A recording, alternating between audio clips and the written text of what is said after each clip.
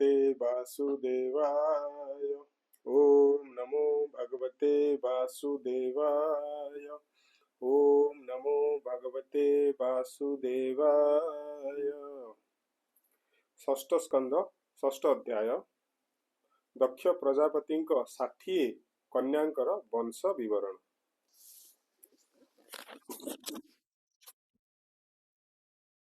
षष्ठरे दक्ष कन्या वंश पृथक पृथक प्रकाश। श्री शुक उवाच। तुणराजन ए अंतरे दक्ष जे ब्रह्मांक आज्ञारे भारीजा असिक्लिंक ठारे 60 कन्या जन्माइले। धर्म को देले कन्या 10 कश्यप देले त्रयोदश। सप्तविंशति चंद्र करे प्रदान कले आनंदरे भूत अंगिरा कृशांशुको बेनी बेनीटी देले तांकु। आरब चारि जे कन्यांकु अर्पिले ताक्ष कश्यपंकु। ए सर्व कन्यांकर नाम कहिबा शुण हे राजन। प्रजापति कन्या जेते पुत्रवती हेले समस्ते। एहांक पुत्र पौत्र माने पूर्ण होइले त्रिभुवने। धर्म जे कन्यांकु ग्रहण कले ताहांक नाम शुण। भानु लंबा कुकुभ जामी मुहूर्ता वसुधर्म पत्नी। विश्वासाध्या जे मरुत्वती संकल्पा नामे जेहु सती। एबे ताहांक पुत्र नाम कहिबा शुण हे राजन। भानुर पुत्र हे राजन देव ऋषभ जेता नाम। ऋषभ सुत इंद्रसेन विद्योतो लंबारु जनम। ककुभ पुत्र जे संकट ताहार तनय किकट। ताहार तनय किकट दुर्गाभिमानी देवगण ताठारु होइले जनम। जामीर पुत्र स्वर्ग नाम ताठारु नंदीर जन्म। विश्वार तहु विश्वे देवा तांकु अप्रुतिक बोलिबा। साध्यार सुत साध्यगण तातहु अर्थ सिद्धि जन्म। जयंत मरुत्वान दुई जन्मिले मरुत्वती तहि। जयंत नामे जे प्रकाश से अटे वासुदेव अंश। उपेन्द्र बोली जगतरे जाकु जानती विज्ञानरे। मुहूर्ता गर्भे देवगण जन्मिले अखिल कारण। जे काले जे फल प्राणी रे दियंती मुहूर्त रूपरे। संकल्प संकल्पार सुत ताठारु नाम हेला जात। वसुर अष्टवसु सुत कहिबा शुण परीक्षित। ध्रुवार्क दोष अग्नि द्रोण विभाव सुवसु जे प्राण। द्रोण जे अभिमति तहि हर्ष श्लोक भय जन्माई। प्राणीर ऊर्जस्वती नाम पत्नी जे अति मनोरमा। प्राणीर ऊर्जस्वती नाम पत्नी जे अति मनोरमा। तातहु एतिनी उद्भव सह आयुजे पुरो जब। धरणी जाया जे ध्रुवर ता गर्भु जात नानापुर। अर्कर रमणी बासना ता पुत्र तर्क आदि नामा। अग्निर भाज्यधारा हेले बहुपुत्र से प्रसविले। कृतिका पुत्र स्कंद होई जहु विशाख आदि होई। सर्वरी रमणी दोसर ताहार पुत्र शिशुमार। ईश्वर अंश से अटई जगत व्यापित से होई। वसुबनिता अंगिरसी तहु विश्वकर्मा प्रकाशी। सकल कला मानंकर स्वामी अटई जगतर। से विश्वकर्मा विद्युजात चाक्षुष मनु नामे सुत। विश्वे देवादि साध्य जेते मनुर पुत्र ए जगते। विभाव सुर तिनि सुत उषागर भरु हेले जात। ताहांक नाम शुण नृप बृष्ट रोचिष जे आतप।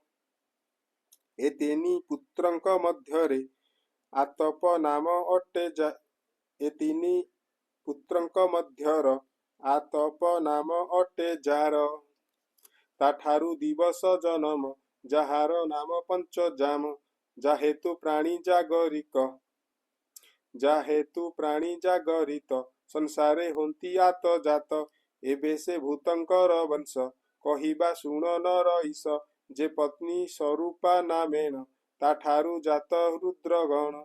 ତାହାଙ୍କ ନାମ ଏକ ଏକ କହିବା କର ହେ ବିବେକ। ରୈବତ ଅଜ ଭବ ଭୀମ ଉଗ୍ର ବୃଷା କପି ଯେ ବାମ।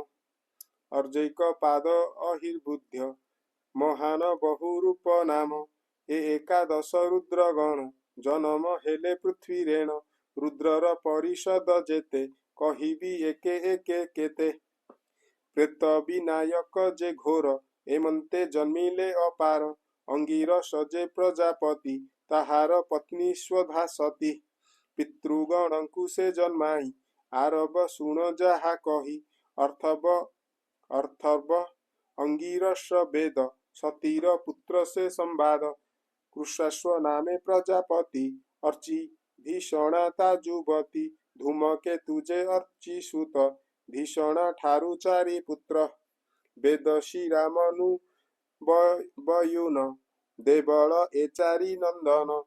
ତାକ୍ଷ ନାମରେ ଯେ କଶ୍ୟପ ତା ପତ୍ନୀ ନାମ ଶୁଣ ନୃପ। ବିନତା ପାତଙ୍ଗୀ ଯାମିନୀ କଦ୍ରୁ ଏ ଚାରୋଟି କାମିନୀ।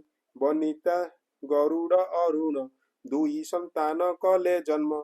ଗରୁଡ଼ ବିଷ୍ଣୁଙ୍କ ବାହାନ ସୂର୍ଯ୍ୟଙ୍କ ସାରଥି ଅରୁଣ। ପତଙ୍ଗୀ ପତଙ୍ଗ ମାନଙ୍କୁ ଯାମିନୀ ସଲଭ ପୁତ୍ରଙ୍କୁ।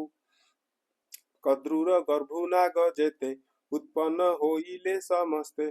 କର୍ତ୍ତୃକା ଆଦି ଯେତେ ଋକ୍ଷ ଚନ୍ଦ୍ରର ପତ୍ନୀ ଏ ପ୍ରତ୍ୟକ୍ଷ। ନିତ୍ୟ କେବଳ ରୋହିଣୀର ପ୍ରେମରେ ବଶ ଶଶଧର।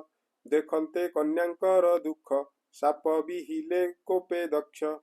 ସେ ସାପୁ କ୍ଷୟ ରୋଗେ ସୋମ ଦିନକୁ ଦିନ ହେଲେ କ୍ଷଣ। କ୍ଷଙ୍କୁ ପ୍ରସନ୍ନ କରାଇ କଳା ଲଭିଲେ ପୁଣ ସେହି। କୃଷ୍ଣ ଶୁଳ୍କରେ ଏହି କଳା କ୍ରମରେ କ୍ଷୟ ବୁଦ୍ଧି ହେଲା। ଏ ଅନନ୍ତରେ ମାତୃଗଣ ତାହାଙ୍କ ନାମ କହୁଁ ଶୁଣ। କଶ୍ୟପ ପତ୍ନୀମାନଙ୍କର କହିବା ନାମର ବିସ୍ତାର। ଯାହାର ଅପତ୍ୟରୁ କରି ଜଗତ ଯାକ ଅଛି ପୁରୀ।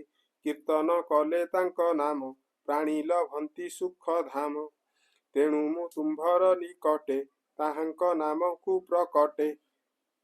ଅଦିତି ଦିତି ଦନୁ ତିନି କାଷ୍ଠା ଅରିଷ୍ଟା ପୁଣ ବେନି। ସୁରସା ଇଳା ମୁନି ପୁଣି କ୍ରୋଧୋବଶା ତ୍ରାମ୍ରା ତରୁଣୀ। ସୁରଭି ସରମା ପ୍ରକାଶ ତିମି ସହିତେ ତ୍ରୟୋଦଶ। ଏହାଙ୍କର ଯେ ହେଲେ ସୁତ କହିବା ଶୁଣ ପରୀକ୍ଷିତ।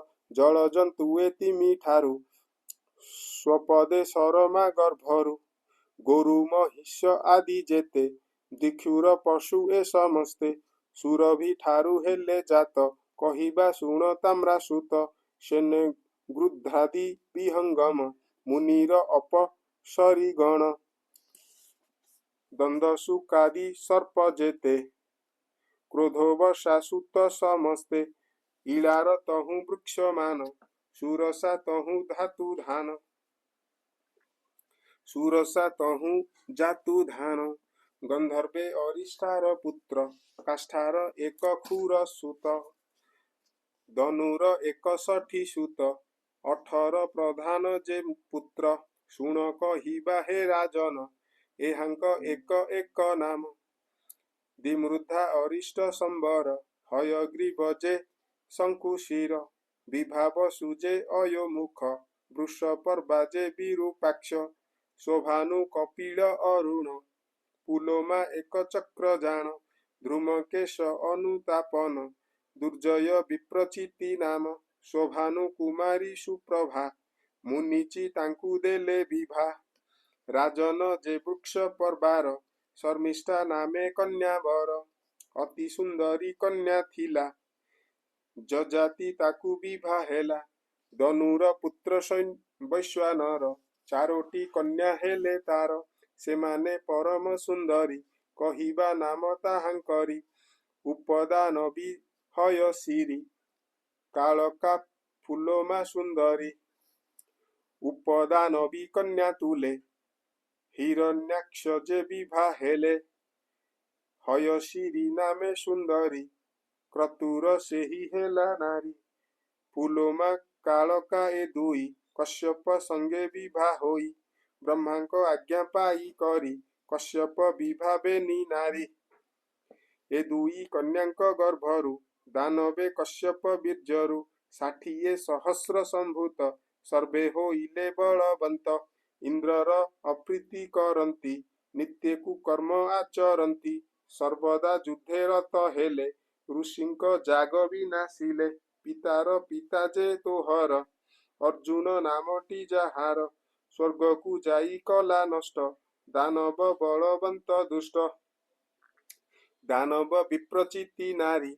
हिंसिका नामटी ताहारी हिंसिका तहु विप्रचिति शत एक कला उत्पत्ति राहुता प्रथम नंदन शतक निष्ठ केतु नाम से सर्वे ग्रह मानंकरे विख्यात होइले संसारे एथु अंतरे नृपवर अदिति वंशर विचार जहि श्री ब्रह्मांड ठाकुर अंशे होइले अवतार अर्जमा विवस्वान तुष्टा धाता विधाता जे सविता पुषा भग आर वरुण मित्र शक्र जे उरुक्रम विवस्वानंक तहु जात श्राद्ध देव दे हेले साक्षात से श्राद्ध देव मनु नामे विख्यात होइला धरा धामे संज्ञा जे भाग्यवती होई जम जमुना प्रसवई से संज्ञा बड़बा रूपरे जन्माई अश्विनी कुमारे